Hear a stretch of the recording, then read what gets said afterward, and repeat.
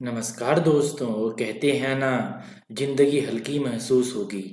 जिंदगी हल्की महसूस होगी अगर दूसरों से कम उम्मीद और खुद पर ज़्यादा भरोसा हो तो। दोस्तों, मैं आप सभी लोगों का तहे दिल से स्वागत करता हूं। दोस्तों, हम ऑब्जेक्टिव क्वेश्चंस कर रहे हैं।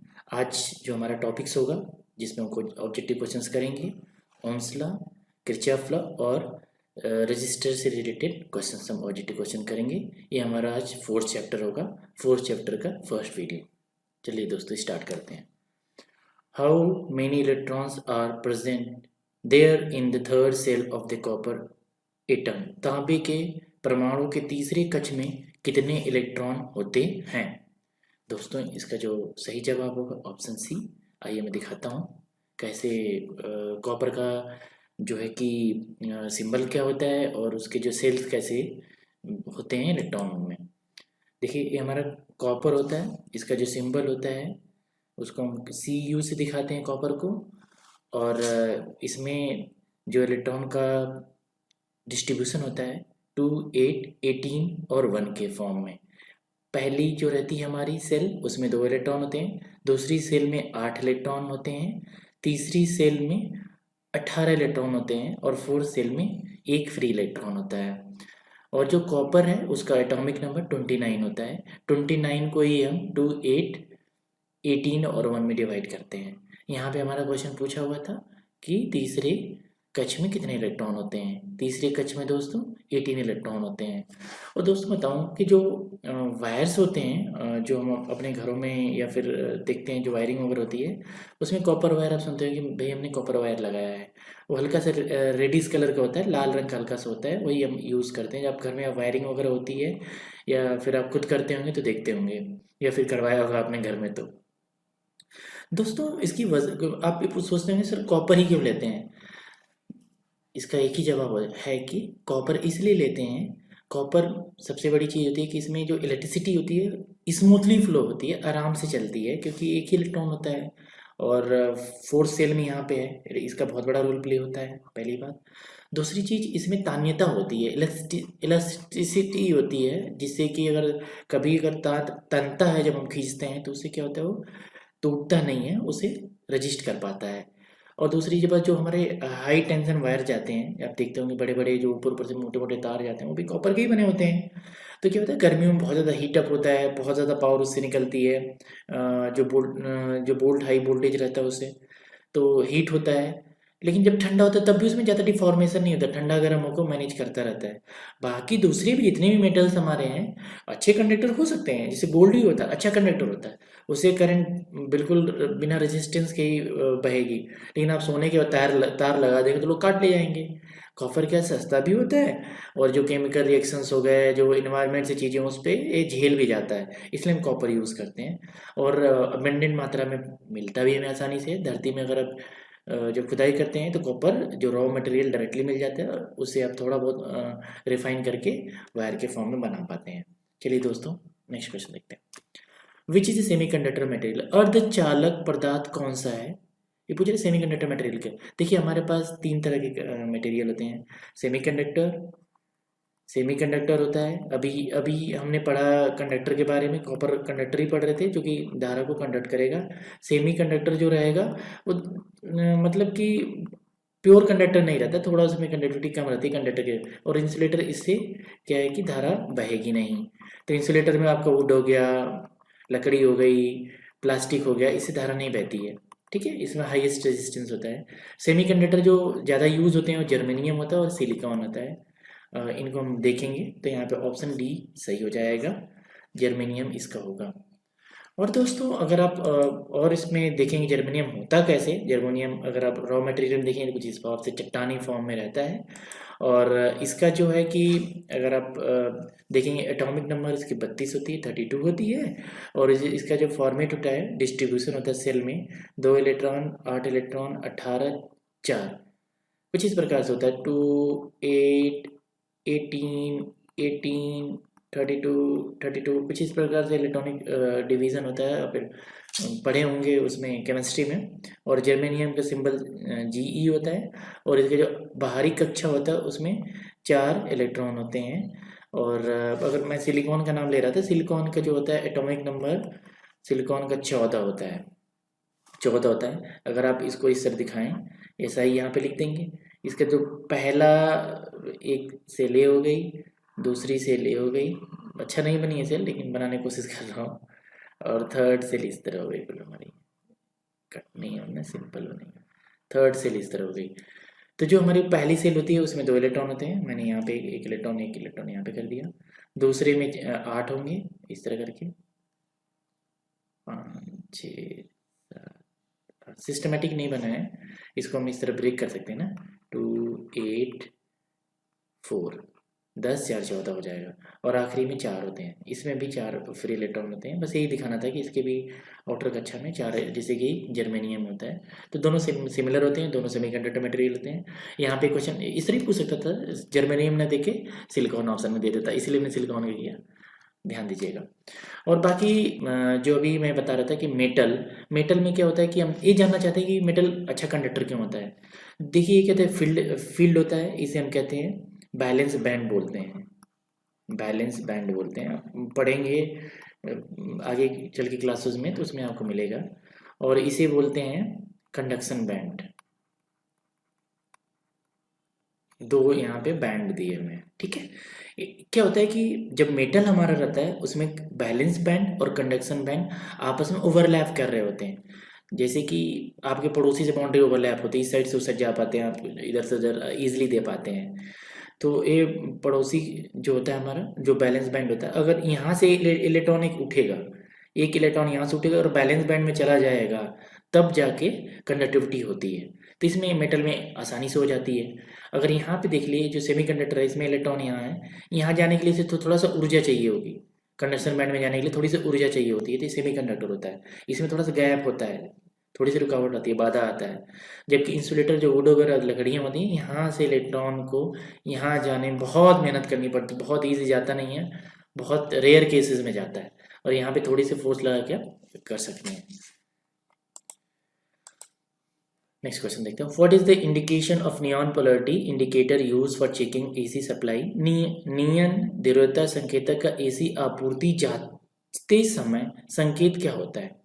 जो नियॉन इंडिकेटर होता है उसको पूछ रहे हैं। इसका जो ऑप्शन सही होता है इसमें क्या, जब आप पोलैरिटी चेक करते हैं उसमें 2 इलेक्ट्रोड होते हैं, दोनों एक ही साथ में जल रहे होते हैं, दोनों इलेक्ट्रोड जलते हैं। कुछ इस प्रकार से होता है, आप देख सकते हैं नियॉन जो इंडिकेटर होता है, बहुत प्यारा डायग्राम है, आप देख सकते हैं कुछ इस प्रकार दोनों ग्लो कर रहे होते हैं, ठीक है। चलिए नेक्स्ट क्वेश्चन करते हैं।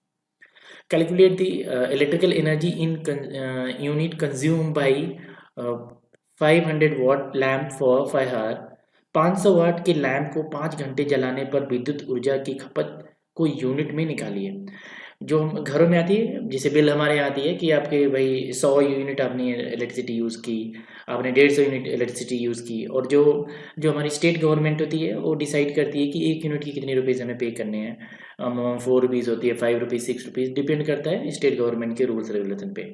आइए हम देखते हैं कि अगर हमारे पास 500 वाट का लैम्प है, 5 घंटा जलाते हैं तो कितनी यूनिट आएगी। चलिए इसको मैं सॉल्व करके दिखाता हूँ। जैसे यहाँ पे दिया हुआ है P इक्वल टू दिया हुआ है 500, ऊपर लिखा हुआ है यहाँ पे, और T इक्वल टू 5 हार्ट दिया हुआ है। देखिए इसमें क्या है कि जो यूनिट निकालना हमें, एनर्जी यूनिट में निकालना है, तो यूनिट की जो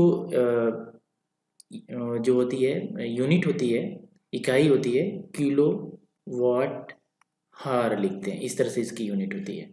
1 यूनिट को हम किलो वाट हार लिख सकते हैं, ठीक है। 1 किलो वाट हार को 1 यूनिट बोलते हैं, इस तरह, ठीक है। क्लियर है यहाँ तक। अब हमारे पास पावर और टाइम दिया हुआ है, तो हम क्या कर सकते हैं, P और T आपस में मल्टीप्लाई कर लेते हैं जी। P और T मल्टीप्लाई कर लेंगे तो क्या हो जाएगा, 500 वाट इंटू 5 हार, 5 घंटे, ठीक है। अब इनको मल्टीप्लाई कर देंगे तो 2500 आ जाएगा, 2500 वाट हार। और हमारा डिमांड क्या है, ऊपर किलो रखना है, किलो वाट हावर, तभी हम इसे यूनिट के फॉर्म में लिख पाएंगे। चलिए कर लेते हैं। मैं एक काम करता हूँ, ऊपर नीचे 1000 से मल्टीप्लाई कर देता हूँ,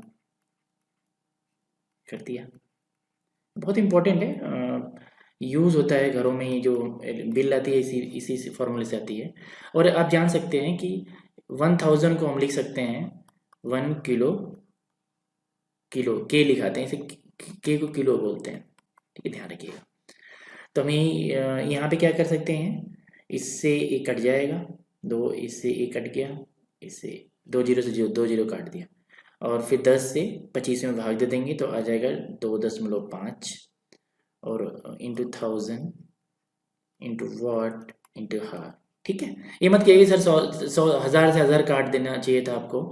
देखिए 1000 का अंश और हर में मल्टीप्लाई करने में कोई फ़र्क तो पड़ा नहीं, इसे कट सकता था, लेकिन फिर काटने से कोई फ़ायदा तो निकलने, हमें कुछ इस तरह बनाना ना के ऊपर लाना था, इसीलिए क्या किया हम कि इससे इसको कट के इसको एज इट इज़ रहने दिया, और हम 1000 को 1K लिख सकते हैं। तो यहाँ पर हम लिख देंगे 2.5 किलो वाट हार। ठीक है, और हमें ये पता है कि इसे क्या लिखते हैं, यूनिट बोलते हैं, तो इसे लिख देंगे 2.5 यूनिट, हमारा आंसर आ जाएगा। देख ली ऑप्शन कौन सा सही है इसमें, ऑप्शन डी। आप समझ गए होंगे। बाकी यहाँ से एक चीज़ और है, आपको यूनिट पता चल गई। ठीक है, आपको क्या पता चलेगा कि यूनिट आपकी 2.5 यूनिट आ रही है। ठीक है, 2.5 यूनिट आ रही है। तो इसको अगर बिल में पैसे पैसे निकाला रहा तो कैसे निकालते उसे बता रहा हूँ। एक दिन की यूनिट आई है, कितने की दिन की आई है, 1 डे की आई है, आपने एक ही दिन में निकाला है 5 घंटे का। अगर ये महीने का निकालना हुआ तो कितना 2.5 इंटू 30, सॉरी इंटू 30, तो इसकी कितने दिन की आ जाएगी, ये 30 डेज़ की आ जाएगी, एक महीने की आ जाएगी। तो यहाँ से आप मल्टीप्लाई करेंगे तो 75 यूनिट आ जाएगा। ठीक है, 75 यूनिट कितने दिन का आ गया, 30 दिन का आ गया। उसके बाद अगर आप एक यूनिट का, अगर इन्होंने कहा है कि एक यूनिट का भाई जी हम 5 रुपये लेंगे, 5 रुपीज़ 1 रुपये पर यूनिट का हमारा चार्ज है, पैसे चार्ज कर रही है, तो आप क्या करेंगे, इसमें मल्टीप्लाई कर दीजिए 75 में, 75 इंटू 5 रुपीज़, ये आपके रुपए आ जाएंगे, कितने रुपए लग रहे हैं, 5 5 से 25, 5 7 35 टू 37, 375 रुपये आ गए, आपको पे करने पड़ेंगे इलेक्ट्रिसिटी बोर्ड को। कुछ इस प्रकार से होता है। मैं क्वेश्चन इतना बड़ा पूछा नहीं था, बस इन्होंने ये पूछा था कि यूनिट बतानी थी, लेकिन मैं एक एग्जांपल लेके बता दिया, जैसे कि आप अपने घरों के बिल को जांच सकते हैं ना, आपको पता होना चाहिए कैसे निकलती है। चलिए नेक्स्ट देखते हैं क्वेश्चन दोस्तों। What is the value of hot resistance of a bulb rated as 100 watt slash 250 volt 100 watt slash 250 volt से रेटेड बल्ब के गर्म प्रतिरोध का नाम का मान बताइए, क्या होगा। देखिए क्या है कि ये गर्म प्रतिरोध जो दे दिया ना आपको, बस ये है कि कंफ्यूज करने के लिए दिया है। वो प्रतिरोध कोई ठंडा गर्म से कोई ज़्यादा फर्क पड़ने वाला नहीं है, रेजिस्टेंस से रेजिस्टेंस ही होता है। अब इसको निकालना कैसे है, मैं आपको निकाल के दिखाता हूँ।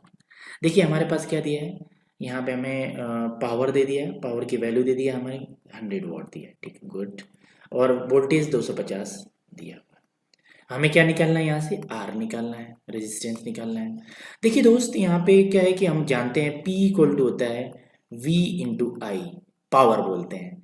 देखिए और हमें आर निकालना, आर तो यहाँ कहीं दिख नहीं रहा है, लेकिन हमें ओम का लॉ पता है, V equal to I into R होता है। और यहाँ पे I इक्वल टू क्या लिख सकते हैं, V बाई आर, ये हम लिख सकते हैं।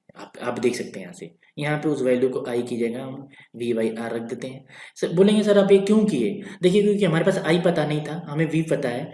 इस रिलेशन से हम क्या किए, आई को V बाई आर के फॉर्म में लिख दिए। आर हमें फाइंड आउट भी करना है, और आर था भी नहीं, और आई भी हमें नहीं था, हमें नहीं पता था। तो ओम्स का लॉ लगा के, इसे ओम्स लॉ बोलते हैं, ओम्स का लॉ लगा के हम ये लिख सकते हैं। तो हमने ये लिखा और यहाँ सब्स्टिट्यूट कर दिया, तो यहाँ ऊपर हो जाएगा V² अपॉन आर, यहाँ पे P इक्वल्स टू है, आर निकालना है, इसे मैं इधर लेके चला जाता हूँ, इसे नीचे लेके आता हूँ, तो V² अपॉन P हो जाएगा।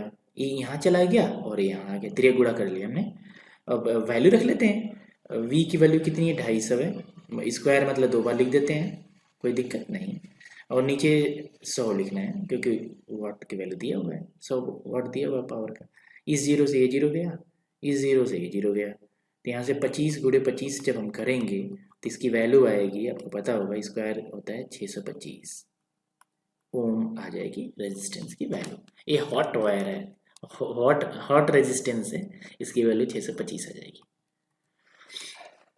Which law state that in closed electrical circuit the applied voltage is equal to sum of the voltage drop? कौन सा नियम कहता है कि बंद विद्युत परिपथ में लगाया गया वोल्टेज पात के योग के बराबर होता है। ये मतलब ये सीधे सीधे स्टेटमेंट पूछ रहे हैं कि कौन सा स्टेटमेंट ऐसा है, कौन सा लॉ ऐसा है जो सीधे सीधे बताता है कि अगर कोई क्लोज लूप बन रहा है, अगर कुछ क्लोज लूप इस तरह बन रहा है, अगर वहाँ पे लगा है, तो अगर आप पूरे को, अगर वोल्टेज जैसे यहाँ पे वी है, यहाँ पे V1 ड्रॉप हो रहा है, सबको ऐड करोगे तो जितना आपने यहाँ पे अप्लाई किया उतनी ही वैल्यू आएगी। ये कहना है इनका मतलब बंद परिपथ में।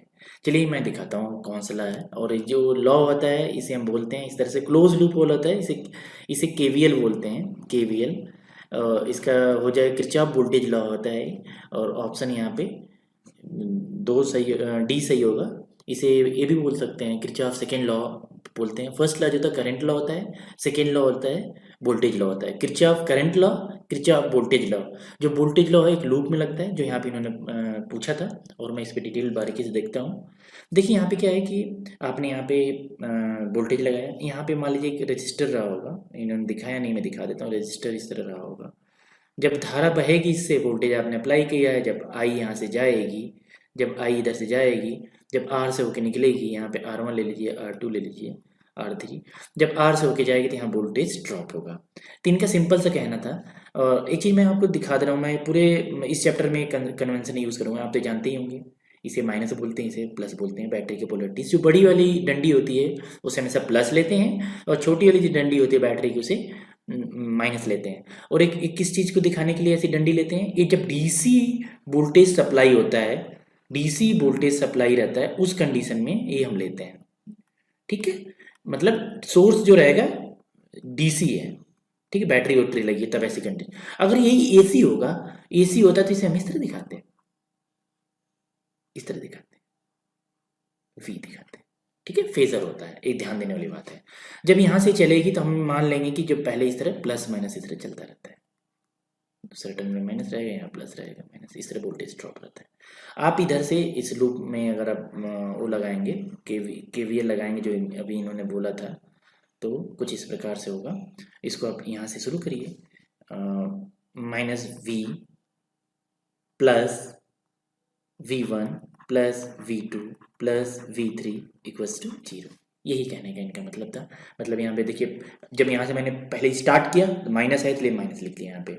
जब ऐसे मूव करते हुए यहाँ पे आ गया, यहाँ प्लस पड़ा हमारे सामने हाथ में, तो प्लस V1 लिख लिया। यहाँ भी प्लस पड़ा सामने तो V2 लिख लिया। यहाँ भी प्लस पड़ा सामने तो V3 लिख लिया इक्वल्स टू 0। यही किरचॉफ बोलता है कि जो हमारा कोई लूप बन रहा है, उस लूप में सारे वोल्टेज का जोड़ जो होता है शून्य होता है, 0 होता है।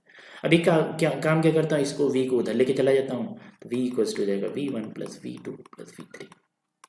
यही पूछा था। ओम्स लॉ को भी देख लेते हैं। ओम्स लॉ बताता है कि अगर यहाँ पे एनिमेशन के थ्रू देखिए, वोल्टेज क्या करता है, करंट को मूव कराता है, और जो रजिस्टर होता है उसे अपोज करता है, फ्लो करने में रुकावट डालता है, बाधा डालता है। यही है ओम्स लॉ। कुछ अगर सर्किट फॉर्म में देखेंगे तो आपने वोल्टेज सप्लाई अप्लाई कर दी है, देखिए जैसे वोल्टेज यहाँ पे है, और ये क्या करेगा, करंट को मूव कराएगा, करंट इधर मूव करेगी। और रेजिस्टेंस का काम क्या रहता है, करंट को इजीली फ्लो नहीं करने देगा, ये ओम्स ने बताया था। अगर लेकिन एक चीज़ और बारीकी से देखिए, हम अमूमन पढ़ते हैं V equal to I R, ये क्या है, ओम्स लॉ है। यहाँ से भी देख सकते हैं आप। कैसे देख सकते हैं, अभी दिखाता हूँ। देखिए यहाँ पे प्लस V हो गया, यहाँ पे माइनस V, माइनस हो गया। ठीक है, हमने अभी थोड़ी पहले ही बताया था कि पोलैरिटी कैसे होती है। ये बैटरी के ये माइनस पोलैरिटी होगी, प्लस पोलैरिटीज होगी यहाँ पे इस तरह। आप इसमें लूप लगा लीजिए इस तरह, अभी KVL पढ़ाया था। ठीक है, शुरू करिए यहाँ पे। तो यहाँ से क्या हो जाएगा, -V, यहाँ से स्टार्ट करता हूँ मैं, यहाँ से खड़ा होके। ठीक है, यहाँ से खड़ा होके -V, अब आगे बढ़ेंगे तो plus I into R equals to 0, तो V इक्वल्स टू हो जाएगा आई आर। ये ओम्स लॉ प्रूफ हो गया, ओम्स लॉ प्रूफ हो गया।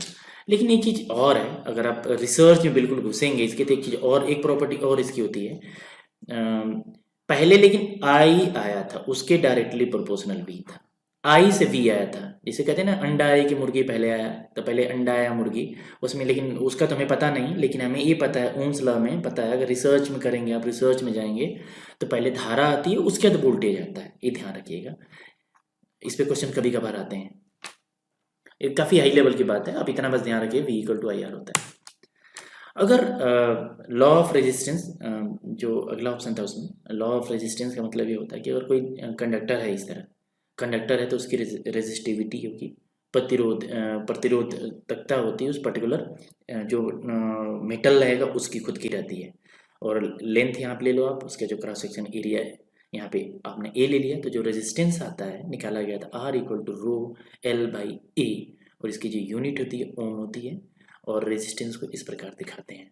इसके आगे आगे काम पड़ेगी, और रेजिस्टिविटी ही पे ही डिपेंड करेगा करंट कितना आसानी से उसके साथ फ्लो करेगी। जैसे कि अगर यहाँ पे अगर मान लीजिए हमारा लकड़ी रहती है यहाँ पे, तो उसकी रेजिस्टिविटी बहुत ज़्यादा होती, करंट फ्लो ही नहीं कर पाता, बहुत ज़्यादा रेजिस्टेंस हो जाएगा वहाँ पे। वही मेटल रहेगा तो इसकी रेजिस्टिविटी कम रहेगी, तो आसानी से फ्लो करेगा। समझ गए होंगे। चलिए, Kirchhoff current law. Kirchhoff current law ने कहा था, किरचॉफ ने बोला था, इनका फर्स्ट लॉ है किरचॉफ का।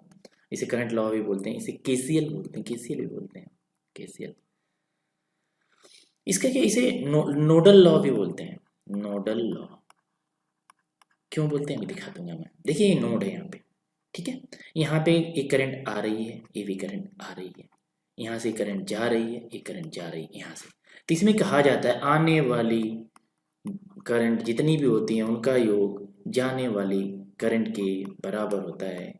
यही है केसीएल, किरचॉफ करंट लॉ। याद रखिएगा, काम पड़ता है इनका। Calculate the power of the circuit of the two lamps rated as 200 watt slash 240 volt are connected in series across 240 volt supply. 200 watt slash 240 के वोल्ट के दो लैम्प 240 वोल्ट आपूर्ति से श्रेणी क्रम में जुड़े हुए हैं। कुल शक्ति ज्ञात कीजिए।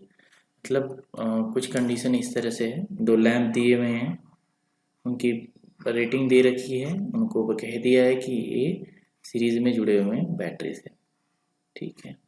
इसकी वैल्यू इन्होंने 240 वोल्ट दे रखी है, और इनकी रेटिंग दे रखी है 200 वाट स्लैश 240 वोल्ट, 200 वाट स्लैश 240 वोल्ट। और कह रहे हैं कि इनका रेजिस्टेंस आर है, क्योंकि दोनों सिमिलर है इसलिए आर ले लेता हूँ। तो पावर की बात चलिए, अगर हम एक सिंगल लैम्प की पावर निकालें तो P equal to V I होता है। हमें पता है ओम्स लॉ के अकॉर्डिंग कि V equal to I R होता है। यहाँ से I की वैल्यू निकाल ले जाऊँगा मैं, V बाई आर हो जाएगा। यहाँ पे लाके पुटअप कर देता हूँ, तो V हो जाएगा V by R, V by R हो जाएगा। I की जगह हमें V बाई आर रख दिया, तो P इक्वल टू हो जाएगा V स्क्वायर बाई आर। तो यहाँ से R की वैल्यू निकल के आ जाएगी V स्क्वायर बाई आर। नीचे इस लाइन को रहने दीजिए, अब सीधे P equals to V square by R रख लीजिए, इक्वेशन 1 हो गया। और जो पावर लैम्प का कितना दे रखा है, 200 वाट दे रखा है, ठीक है। दूसरी कंडीशन हमारे पास है, जो हमें निकालना है, टोटल पावर निकालना है सर्किट में। अगर आप सर्किट को देखो यहाँ से, तो सर्किट में दो रेजिस्टेंस हो गए अब। तो अगर अब पावर निकालनी रहेगी तो पावर का फार्मूला जस्ट बदल जाएगा, V स्क्वायर अपॉन आर की जगह 2R हो जाएगा। पहले एक सिंगल की देख रहे थे, जब अब पूरे सर्किट का देख रहे हैं पावर। तो हमें पता है कि जो V स्क्वायर बाई आर है, V स्क्वायर बाई आर है, इसकी वैल्यू कितनी दे रखी है यहाँ पे, 200 दे रखी है इक्वेशन 1 में, जो लैम्प की है। 200 बटे 2, यहाँ से 100 वाट आंसर आ जाएगा। तो इसका आंसर क्या हो जाएगा बच्चों, इसका आंसर 100 वाट हो जाएगा। ये कंफ्यूज मत होना कि दो सीरीज में लैम्प दिए हुए हैं, इन्होंने लैम्प सीरीज में जोड़ा हुआ है, 200 वाट के हैं, तो दोनों जुड़ के आपस में 400 वाट हो जाएंगे, ऐसा नहीं होता है। इसकी जो टोटल पावर कैलकुलेशन इस मेथड से निकाली जाती है। चलिए नेक्स्ट क्वेश्चन देखते हैं। What is the formula for the equivalent resistance of this three resistor R1 R2 R3 are connected in this parallel circuit. यदि तीन प्रतिरोध R1 R2 और समांतर प्रतिपद में जुड़े हुए हैं तो कुल प्रतिरोध ज्ञात कीजिए। कुछ इस प्रकार से है, तीन रजिस्टर कुछ इस तरह हैं जो समांतर क्रम में जुड़े हैं। समांतर क्रम का मतलब ये होता है एक ही टर्मिनल से जुड़े होंगे।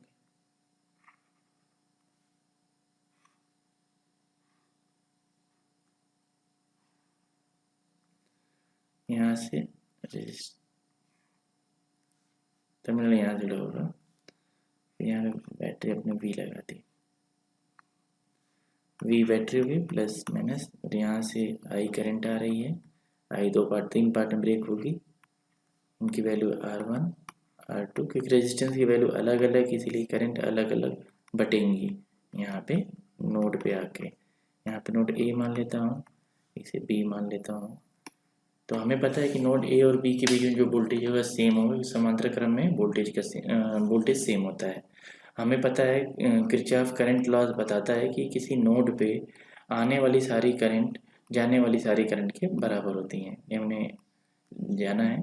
तो यहाँ पे आने वाली करंट आई है, I equals to I1 plus I2 plus I3, तीनों जुड़े रहेंगे आपस में। आई की वैल्यू क्या हो जाएगी, जो वोल्टेज वी आ रहा है पूरा रेजिस्टेंस जो होता है उसको लेते हैं यहाँ पे, तो वी बाई आर टी हो जाएगा टोटल, मान लीजिए टी आर टी टोटल, और जो इसकी होगी यहाँ पे और ए और बी के बीच वोल्टेज वी हो जाएगा, समांतर क्रम में वोल्टेज समान होते हैं। I1 की वैल्यू हो जाएगी V upon R one, V upon R one, दूसरे के लिए हो जाएगा वी अपन आर टू, दूसरा resistor V upon R three.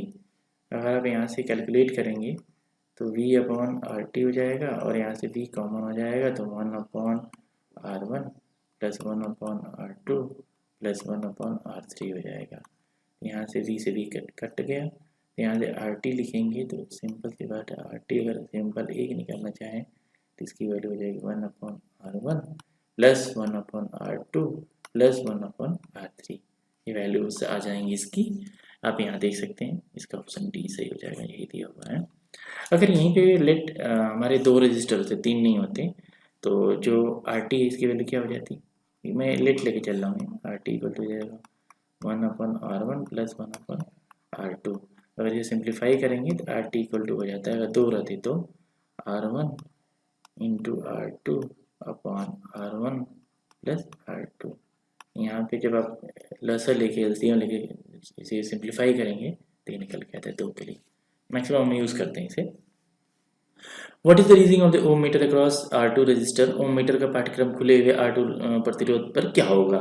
देखिए यहाँ पे बहुत सारा, यहाँ पे ओपन सर्किट दिया, मीटर दिया, रेजिस्टेंस R1 R2 दिया हुआ है, लेकिन हमको जो हमें निकालना है जो ओपन सर्किट R2 इसके क्रॉस निकालना है। मान लेट कर लीजिए किस तरह वायर आ रहा था, एक कंडक्टर था और यहाँ से धारा आ रही थी और हम यहाँ पे खोल दिए हैं, और यहाँ से हम रेजिस्टेंस निकालने की, इसके क्रॉस रेजिस्टेंस कितना होगा, ओम मीटर लगा के रेजिस्टेंस इसके क्रॉस निकालने हैं ओम मीटर लगा के हम। तो देखिए क्या है कि जब ओपन हो जाएगा तो इसको पाथ मिलेगा नहीं इधर से इधर जाने के लिए, तो क्या होगा कि कभी आ पाएगा यहाँ से यहाँ तक इलेक्ट्रॉन नहीं आ पाएगा। ये एज इट इज, जैसे कि आप जा रहे हैं, नदी आ गई, नदी पे ब्रिज नहीं है तो क्या आप नदी पार कर पाएंगे, अगर पूरी उफान में नदी नहीं कर पाएंगे। इसी इलेक्ट्रॉन के लिए भी अगर कोई गैप आ जाता है तो आपको पार नहीं कर पाता है, और जो रेजिस्टेंस इसके लिए इनफाइनाइट शो करेगा, तो ऑप्शन बी हो जाएगा, अनंत पाठ्यक्रम दिखाता है। What is the charge change in the resistance value of the conductor as its diameter is double? कोई रेजिस्टेंस अगर उसका डायमीटर डबल कर देते हैं तो क्या परिवर्तन होगा। आर इक्वल टू हम जानते हैं रो एल बाई ए, जानते ही हैं आप, और यहाँ पे एल जो होती है लेंथ होती है जो कंडक्टर है उसकी, और लंबाई होती है, और एक क्रॉस सेक्शन एरिया होता है, उसका क्षेत्रफल होता है क्रॉस सेक्शन एरिया, और ए रेजिस्टिविटी ऑफ मटेरियल होती है, प्रतिरोधकता, रेजिस्टिविटी ऑफ मटेरियल, हर एक मटेरियल की अलग अलग होती है, ठीक है। अब चलिए हम इसको करते हैं, अब थोड़ा सिंपलीफाई और करते हैं। आर इक्वल टू हो जाएगा रो एल, और इसका जो क्रॉस सेक्शन एरिया होती है उसे पाई आर स्क्वायर बोलते हैं। आर क्या है, त्रिज्या, त्रिज्या त्रिज्या है, आर त्रिज्या है, रेडियस है, ठीक है, रेडियस है। तो यहाँ से क्या हो जाएगा, अगर हम इसे डायामीटर क्या होता है, डी इक्वल टू होता है 2r, तो यहाँ से r इक्वल टू हो जाएगा d बाई 2, रख देते हैं लाके यहाँ पे, तो rho upon L upon pi D upon 2 का होल स्क्वायर। अगर आप इसे सिंप्लीफाई करेंगे तो 2 का स्क्वायर 4 हो जाएगा, ऊपर चला जाएगा 4 rho L upon pi D square, ये हो गया। अभी कह रहा है कि लेंथ वैसे ही रहने दीजिए, वो जो डायामीटर है एक तो पीछे नहीं हो जाएगा, आर हो गया, ठीक है। अब केस 2 में क्या कह रहा है, केस 2 में ये कह रहा है कि डायमीटर लेंथ वगैरह सब सही है, मटेरियल भी सही है, बस ये क्या करना है यहाँ पे जो रेजिस्टेंस आर डैश आएगा, इनका कहना है कि हम जो डायमीटर है उसको दोगुना कर देते हैं, ठीक है भाई, कर देते हैं 2d वाले कर देते हैं, तो क्या फ़र्क पड़ेगा, 2d करने पर आर डैश की वैल्यू हो जाएगी 4 रो एल अपॉन 4 पाई डी स्क्वायर। अगर मैं नीचे से 1/4 की तरह कर लूँ और इनकी वैल्यू लिख दूँ 4 रो एल पाई डी स्क्वायर, कोई दिक्कत, यहाँ 4 को बाहर कर लिया और जो इधर की बची चीज़ें इधर लिख दिया। इक्वेशन 1 से जो इतनी पूरी वैल्यू है इसकी हम क्या लिख सकते हैं, आर लिख सकते हैं। तो आर डैश की वैल्यू हो जाएगी 1/4 इंटू आर। यही हमारा रिजल्ट आ गया। इसका ऑप्शन ये हो जाएगा सही, डिक्रीजेज बाई 4 टाइम, 4 गुना घट जाएगा। क्यों घट जाएगा, क्योंकि भाग दे रहे हैं इसमें ना, अगर किसी चीज़ में आप भाग देते हैं तो उसकी वैल्यू घटती है, अगर गुणा करते हैं तो उसकी वैल्यू बढ़ती है। What is the name of the register, प्रतिरोध का क्या नाम है। देखिए अलग अलग टाइप के प्रतिरोध होते हैं और उनके मैक्सिमम देखेंगे आप, जैसे कि कलर कोडिंग वाले होते हैं, मटेरियल जैसा मटेरियल यूज़ होता है उसी के हिसाब से उनके नाम बदल जाते हैं। तो यहाँ पे आप देख रहे हैं जो सर्किट में दिखा गया है, ये वायर बाउंड रजिस्टर है, पता नहीं चल रहा, क्लियर दिखाता हूँ आपको। वायर बाउंड में क्या होता है, 2 टर्मिनल्स होते हैं इसमें, जो रजिस्टर रहता है उस पर हम नाइक्रोम की इस तरह लेयर रोटेट करके लगाते हैं, और जो इसकी बॉडी होती है सिरेमिक की लगा देते हैं, और यहाँ पे कंडक्टर लगा देते हैं। मेटल फिल्म में क्या होता है, इसमें बिल्कुल कलर कोडिंग होती है, सिंपल आप देखते भी होंगे, और प्रोटेक्टिंग लेयर यहाँ पे लगा देते हैं। स्पायरल ट्रैक लगा देते हैं, मेटल का होता है, धातु का बना होता है स्पायरल ट्रैक, इसलिए इसे मेटल फिल्म रजिस्टर बोलते हैं, और इसके अंदर सिरेमिक भी रखते हैं। कार्बन फिल्म रजिस्टर, इसमें जो आउटर लेयर जो रहेगी कार्बन लगी रहती है, इसलिए इसका नाम कार्बन हो गया। और जो इसका जो कोर रहता है सिरेमिक होता है, निकल टिप बाहर लगा देते हैं, प्रोटेक्टिव लेयर तो लगाना ही पड़ेगा हमें। Carbon composition register, carbon composition register में क्या होता है कि कलर बैंड ही होता है, और जो इसका जो मटेरियल है यहाँ पे जो यूज़ किया गया है वो कार्बन कंपोजिशन का होता है, इसलिए इसका नाम कार्बन कंपोजिशन देते हैं। दोस्तों एक चीज़ मैं बताना चाहूँगा, जैसे 1 ओम रजिस्टर रहेगा, 1 ओम अगर यहाँ पे मान लो कि 1 वाट का है और 10 वाट का है, दोनों की वैल्यू एक ही है, तो जो 1 वाट की साइज जो रहेगी छोटी रहेगी, साइज स्मॉल रहेगी, छोटी रहेगी, और जो इसकी साइज बड़ी रहती है, लार्ज साइज का होता है। ऐसा क्यों होता है, ऐसा यूँ इसलिए होता है क्योंकि जब बड़ा ज़्यादा वोल्टेज होती है तो इसकी पावर कैपेसिटी बढ़ जाती है, इसलिए इसकी विड्थ भी बढ़ जाती है। जैसे आपने देखा होंगे कि जैसे आपके फ़ोन में जो बैटरी रहती है उसकी वैल्यू क्या रहती है, mAh, आप देखते होंगे 3200 mAh मेरी बैटरी है, तो यहाँ पे इसकी वैल्यू m की क्या वैल्यू रहती है, मिली रहती है। अगर आप घरों में देखते होंगे छोटी बैटरी होती है, 12 वोल्ट की आपने ले ली इतनी बड़ी छोटी सी बैटरी, और उसकी रेटिंग रहती है मान लीजिए 1.5 एम्पियर की है, 12 वोल्ट की आपने ली थी, और वही 12 वोल्ट की जो बैटरी ट्रक में लगी होती है, लेकिन उसकी धारा की वैल्यू क्या रहती है वहाँ पे, लेट मान लीजिए कि आप 5 एम्पियर की है वहाँ पे, तो जो ट्रक वाली रहती है उसकी देखते बड़ी सी बैटरी हो जाती है और इसकी वैल्यू छोटी रहती है। ये साइज क्यों वेरी करती है, धारा की धारण क्षमता के हिसाब से वेरी करती है, और कितना पावर हैंडल कर सकता है। ठीक उसी प्रकार रजिस्टर की भी साइज सेम वैल्यू रहेगी, लेकिन साइज कितना पावर हैंडल कर पाएगा उस हिसाब से होती है। अगर ज़्यादा पावर हैंडल कर रहा है तो साइज बड़ी हो जाएगी, और कम पावर हैंडल कर रहा है तो साइज कम रहेगी। दोस्तों अगर आपको वीडियो पसंद आ रही है तो आप लाइक करें, शेयर करें अपने दोस्तों के पास, और सब्सक्राइब करें ताकि वीडियो मेरी अपलोड करते ही आपकी जो यूट्यूब होता है उसमें ऊपर लिस्ट में आ जाए। आपको इससे कोई हानि होने वाली नहीं है, आपको फ़ायदा ही होगा। अगर आपको कोई डाउट है तो कमेंट करिए, या फिर सजेशन देना है तो कमेंट कर सकते हैं। बाकी दोस्तों नेक्स्ट वीडियो में मिलते हैं, तब तक के लिए थैंक यू फॉर वॉचिंग। जय हिंद।